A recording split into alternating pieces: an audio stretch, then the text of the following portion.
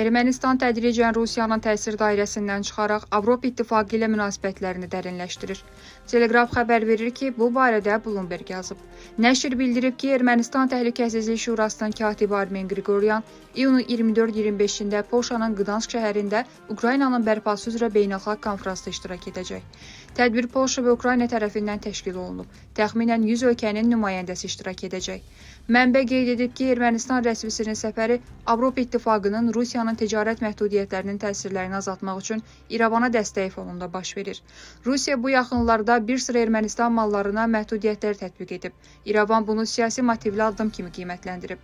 Nəşr həmçinin Ermənistanın daxili siyasi-iqtisadi proseslərinə toxunub və ölkənin xarici siyasət istiqamətlərini balanslaşdırmağa çalışdığı, həmçinin Qərblə əməkdaşlığı genişləndirdiyi vurğulanıb. Bloomberg bu kontekstdə hesab edir ki, Armen Qriqoryanın Ukrayna ilə bağlı konfransda iştirakı İrəvanın Rusiyanın təsirindən uzaqlaşmasının əlaməti kimi qəbul olunur. Rusiya Ermənistanın kollektiv təhlükəsizlik müqaviləsi təşkilatının üzvlüyü ilə bağlı qərar verməsini gözləyir.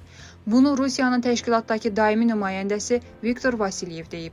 Rusiyanın Ermənistandan hansı addımı gözlədiyine dair suala cavab olaraq o bildirib. Stat: qərar vermək lazımdır. Təşkilatda qalacaqlar, yoxsa fərqli senaryo üstünlük verəcəklər. Bu barədə bizi məlumatlandırmalıdırlar. Statın sonu.